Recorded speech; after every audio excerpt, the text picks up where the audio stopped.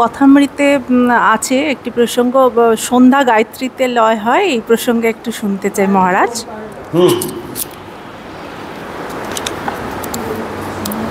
সাধনা মানে যে কোনো সাধনার ক্ষেত্রে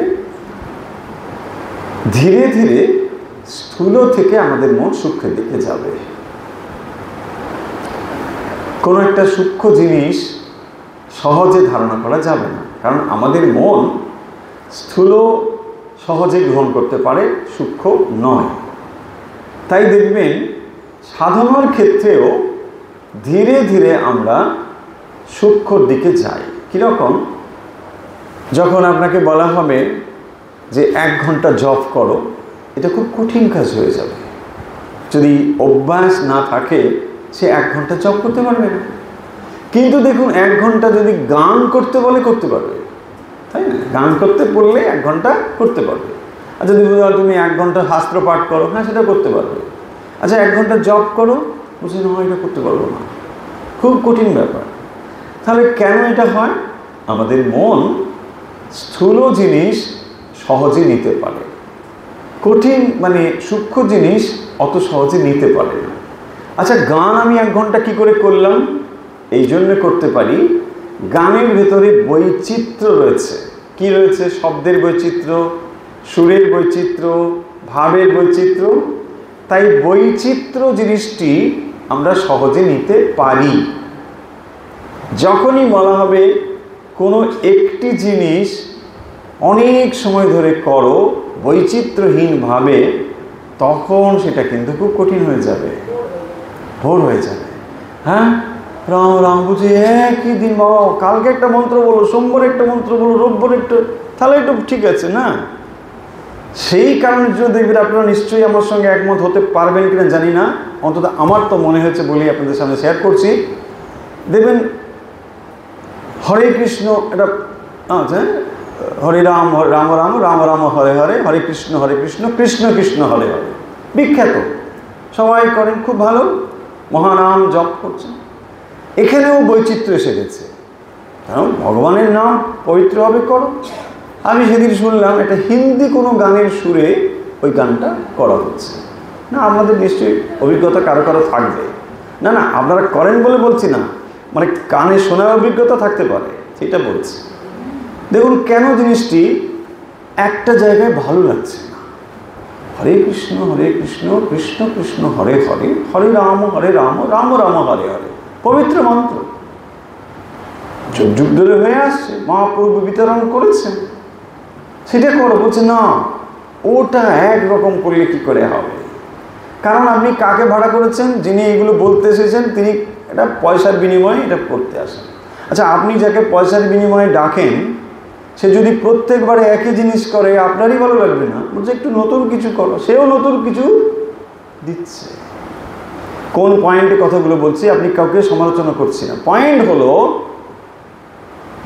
আমরা বৈচিত্র্য পছন্দ করি, আমরা এক জিনিসে ধরে থাকতে চাই না। এটা হচ্ছে আমাদের জড় জাগতীয় যে মাইন্ড, তারই হচ্ছে বৈশিষ্ট্য।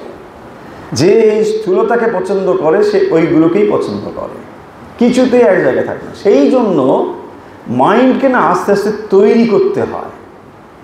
যদি আপনি সাধন ভজনের ভেতরে থাকেন, সেই জন্য বলা হয় আচ্ছা কিছু সময় শাস্ত্র পাঠ করো, কিছু সময় গান করো, কিছু সময় তীর্থ দর্শন করো, খানিকটা সময় জপ করো, খানিকটা সময় ধ্যান করো। এইগুলো ভেরিয়েশনস, এইগুলো দিয়ে দিয়ে মাইন্ডকে তৈরি করতে হয়। তবেই আপনি মানে একটু মন তৈরি হলে সূক্ষ্ম সাধনের ভেতরে যেতে পারবেন, নাহলে যেতে পারবেন না। তাহলে এবারে আপনার প্রসঙ্গে চলে আসি, যেটা ছিল কথামৃতের প্রসঙ্গ। কি রয়েছে? সন্ধ্যা গায়ত্রীতে, তারপরে গায়ত্রী ওঙ্কার, এইসব রয়েছে তো। আচ্ছা সন্ধ্যা মানে ত্রিসন্ধ্যা, সাধারণত সন্ধ্যা শব্দটি এসেছে সন্ধি থেকে। সন্ধি, সন্ধি মানে ব্যাকরণে সন্ধি না, সন্ধি মানে দুটোর মিলন স্থান। কীরকম? রাত চলে যাচ্ছে, দিন আসছে, এটা একটা সন্ধিক্ষণ। আবার দেখুন দিনের ভেতরেও দ্বীপ প্রহর, এটাও একটা সন্ধিক্ষণ, এটা চলে যাচ্ছে, আবার পূর্ণ দিবস আসছে, সন্ধ্যাও একটি সন্ধিক্ষণ, ইভিনিং, দিন চলে যাচ্ছে, রাত্রি আসছে। মূলত এই অংশগুলোকে আমরা সন্ধ্যা বলি। ওই সময়ে যা যা কৃতকর্ম তা সেগুলোকে বলা হয় সন্ধ্যা বন্দনাদি। সন্ধ্যা বন্দনা, সন্ধ্যা বন্দনা হচ্ছে মানে সন্ধির সময়ে ভগবানের নাম করা, এটা সন্ধ্যা বন্দনা। এটা ট্র্যাডিশনাল রয়েছে যে এইভাবে করতে হবে। এখন এই যে সন্ধ্যাকালীন উপাসনা, সেগুলোকে আমরা কি বলছি, গায়ত্রী উপাসনা। এখন গায়ত্রী উপাসনা কাকে বলে, দু চার কথা একটু বলে দিই। আপনারা সকলেই গায়ত্রী শব্দটা শুনেছেন। আসলে গায়ত্রী একটি ছন্দের নাম, গায়ত্রী একটি ছন্দের নাম। কিন্তু যে গায়ত্রী মন্ত্রটি আমরা বলি তৎসবিতুর্বরেণ্যম ইত্যাদি, এটি ঠিক করে বললে এটা হচ্ছে সাবিত্রী মন্ত্র। মন্ত্রটির নাম সাবিত্রী। মিটার বা ছন্দটি হলো গায়ত্রী। গায়ত্রী যেহেতু ছন্দ, ওই নামেই মন্ত্রটা গায়ত্রী মন্ত্র সবাই বলে, কিন্তু ঠিকঠাক বললে সাবিত্রী মন্ত্র। সাবিত্রী মানে সবিতা, সবিতা মানে সূর্য, তাই ওখানে তৎসবিতুর্বরেণ্যম ভর্গো দেবস্য ধীমহি, ওটা সূর্যেরই মন্ত্র।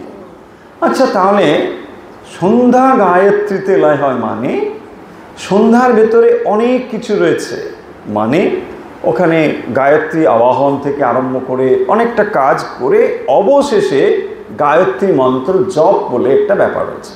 তার মানে আগে প্রস্তুতি পর্বে খানিকটা করে টোরে নিয়ে তারপরে গায়ত্রী জপ করা হয়। তাহলে সন্ধ্যা গায়ত্রীতে লয় হলো। লয় হলো মানে একটা স্থূল থেকে একটা সূক্ষ্মে এলো। অনেক কিছু ছিল, ওটা নয়, ওটা একটু কম গুরুত্বের, এটাই প্রধান এলো।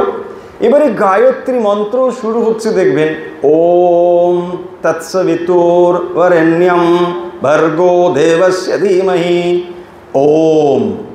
এটাকে বলা হয় প্রণব পুটিত, মানে প্রথমে প্রণব শেষেও প্রণব, প্রণব পুটিত থাকবে, তা হবে গায়ত্রী মন্ত্রের বৈশিষ্ট্য। তাহলে বলছেন গায়ত্রী ওঙ্কারে লয় হয়। তাহলে পূর্ণ গায়ত্রী যদি ওঙ্কার হচ্ছে তার প্রধান, পূর্ণ গায়ত্রী করতে করতে সেটা ওঙ্কারে এসে লয় হয়, মানে ওঙ্কার হচ্ছে তার সূক্ষ্ম রূপ। তাহলে এই প্রথম করতে করতে ওটা সূক্ষ্মের দিকে যাবে। দেখুন কিভাবে স্টেপ বাই স্টেপ আসছে। এবারে ওঙ্কারও আরও গভীরে যাবে। ওঙ্কারের ভেতরেও দেখবেন ওঙ্কার একটি শব্দ উচ্চারিত হচ্ছে, তারও একটি প্রতিপাদ্য ভাব রয়েছে। তাহলে শব্দের থেকে গভীরে রয়েছে তার ভাব, সেটা আরও বেশি সূক্ষ্ম। এই রকমভাবে ওটা বলা হয়েছে। আশা করি বুঝতে পারলাম। তাহলে স্থূল থেকে ধীরে ধীরে মাইন্ডকে ওভাবে নিয়ে যাওয়া হচ্ছে। দেখুন, যদি ওম নমঃ শিবায়, ওম নমঃ শিবায় এইটি উচ্চারণ করে জপ করতে বলা হয়, সেটা অনেক কঠিন হয়ে যাবে। আপনি শিবের নাম করুন, শিবের জপ করুন, মানে গান করুন, এগুলো সব সহজ হয়ে যাবে। সেই জন্য দেখবেন শিবরাত্রির দিন কী হয়, হ্যাঁ একটু নাচ হলো, একটু গান করো, তারপরে একটু পুজো হলো, একটু আরতি হলো, তার মাঝে একটু জপও হলো, এই সব রকম হয়। মেন পয়েন্টটা হচ্ছে স্থূল থেকে ধীরে ধীরে সূক্ষ্মতার দিকে নিয়ে যাওয়া। তাহলে মন হঠাৎ করে সূক্ষ্ম জিনিসকে ধরতে পারে না, বা সূক্ষ্মতে বেশি সময় থাকতেও পারে না।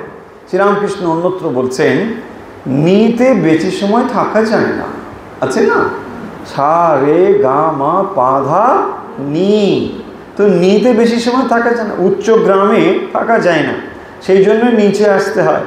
বলছেন সব সময় তো আর জপ করা যায় না, তো কি করবে না, ঠিক আছে মাঝে মাঝে শাস্ত্র অধ্যয়ন করো, স্তোত্র পাঠ করো, একটু গান করো, নানা রকম ব্যাপার রয়েছে।